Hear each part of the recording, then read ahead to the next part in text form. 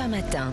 Allez, place au livre du jour, Nicolas Caro. Ce matin, alors vous n'avez donc pas une, mais 125 histoires. Grâce aux éditions du Cerf et au livre de Philippe Delorme, Le vrai docteur Frankenstein et autres secrets de l'histoire, ce sont des histoires dont on peut avoir entendu parler, des légendes, des trésors mystérieux, des canulars, des histoires incroyables en tout cas, des histoires tu sais pas quoi, parce qu'on les raconte en commençant par dire tu sais pas quoi. Ah ouais, c'est bien ça, la fameuse. Alors le vrai docteur Frankenstein, c'est faux ça quand même.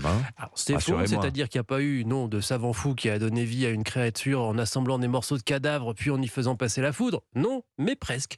Mary Shelley écrit son livre en s'inspirant des expériences de l'époque, notamment Galvani, qui fait passer de l'électricité dans des grenouilles mortes et les muscles des batraciens se contractent. Mais ensuite, il y a un type un peu étrange qui s'appelait Giovanni Aldini, professeur de philosophie expérimentale à Bologne, qui a décidé de faire la même chose avec des pendus. Et c'était très spectaculaire, la mâchoire s'ouvrait, les yeux aussi, je vous passe les détails.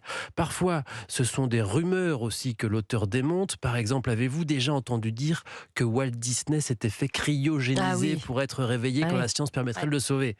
Eh ben, il n'est pas mort en 66, il serait dans l'azote liquide à moins 196 degrés dans une pièce blindée sous l'attraction Pirates des Caraïbes à Disneyland en Floride. Bon bah ça c'est faux par exemple. Pas de cryogénisation, c'est même l'inverse d'une certaine manière parce qu'il a été incinéré et l'urne est dans le mausolée familial dans un cimetière de Californie. Ça c'est vous qui le dites ça. Le complotiste. En revanche, Walt Disney pourrait être un descendant de Guillaume le Conquérant, ça c'est vrai.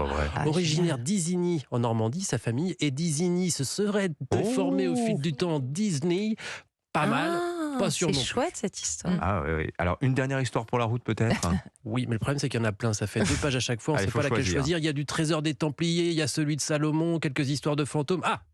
Le village endormi, c'est le titre, je l'aime bien. Ça se passe dans les steppes du Kazakhstan, dans le village de Kalachi, entre 2012 et 2015. 200 personnes à peu près, un tiers des habitants du village, plus des voyageurs de passage, ont été pris dans une activité quotidienne d'une irrépressible envie de dormir d'un seul coup, en train de pêcher, en train de s'occuper du bétail. Bref, ils se sont endormis et sont restés dans un état léthargique pendant 6 jours. Comme si quelqu'un avait appuyé sur un interrupteur, a témoigné un des habitants. On fait des recherches, bactéries, infections virales, vodka frelaté. Non et non, mais il y a peut-être une explication, c'est dans le livre. Non, le faites vrai pas ça quand même. Peut-être la source d'eau, je vous le dis quand même, parce que c'est cruel. On dirait l'histoire de Bolène, vous savez, avec les largages de LSD pendant c'était quoi? C'était après la Seconde Guerre mondiale. Oui, ou alors à Pont-Saint-Esprit, là, il y avait... Et à Strasbourg, tout le monde s'était mis à danser aussi. Oui, la danse de là. Strasbourg au Le vrai Frankenstein, notre secret de l'histoire. Merci Nicolas Caro. Laurie, il est sorti cinéma, Laurie Choleva, un coup de cœur pour une comédie sur la parentalité cette semaine. Le processus de paix, comédie conjugale d'Ilan Clipper avec Camille Chamou et Damien Bonnat, qui joue un couple qui va tout faire pour sauver leur mariage. Et pour cela, ils décident d'écrire une charte des droits du couple avec des règles très claires, comme par exemple celle de ne pas se faire, vous savez, ces petits commentaires quand il y en a un qui s'occupe de l'enfant, l'autre il fait rien, mais il fait des petits commentaires. Charte universelle des droits du couple. Alors, pour commencer, les insultes sont interdites. On ne mord pas son conjoint. On ne ment pas. On se dit merci. Jamais s'endormir fâché. Et moi, j'ai la règle numéro 8. Baiser beaucoup plus. Rajoute le beaucoup. Waouh. J'ai l'impression qu'on a découvert le calme. Eh ben oui, enfin vous avez reniqué. Oui, avec la charmante voix de Jeanne Balibar. Bon, généralement, ça marche bien, ça. C'est une comédie donc décapante, moderne, drôle. Ça parle du couple, de la parentalité, de la charge mentale, de l'éducation, du sexisme au travail ou encore de sexe, tout simplement. On peut tous se retrouver dans les situations. Moi, par moments, j'avais l'impression que Camille Chamou, qui a coécrit le film, était venue espionner chez moi. C'est un film qui, je pense, fait un effet miroir pour beaucoup de gens. C'est un film qui passe dans les coulisses du couple avec enfants en bas âge notamment, et dans les coulisses interdites normalement. Enfin, et au cinéma et dans la vraie vie, il n'est pas de bonne loi de dire c'est l'enfer. Voilà, le processus de paix donc. Et puis gros coup de cœur cette semaine, Laurie, pour un petit coquillage.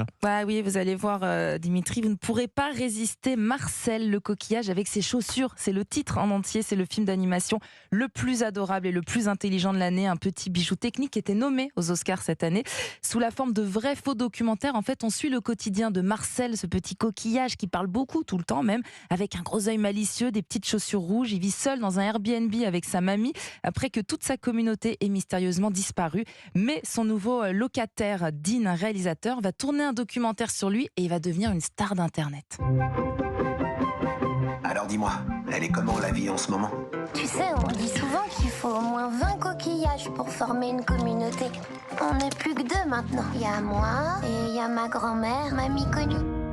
Et franchement, rien qu'avec cette petite voix, on tombe sous le charme. Et il y a plein de niveaux de lecture, donc vraiment, allez-y. Marcel le coquillage avec ses chaussures. Merci beaucoup, Laurie Choleva. Tiens, Nicolas Caro, vous voulez rajouter un petit mot parce qu'on a eu la disparition d'un grand écrivain hier. Hein. Cormac McCarthy, quelle tristesse. Il est mort à 83 ans. Il avait connu le succès avec le magnifique De 6 jolis chevaux. C'était en 92, mais surtout avec No Country for Old Men. Et La Route, best-seller mondial 2006. Énorme succès. Je vous en reparle vendredi. Tiens. Merci, Nicolas Caro. Bonne journée. Merci pour toutes ces belles découvertes.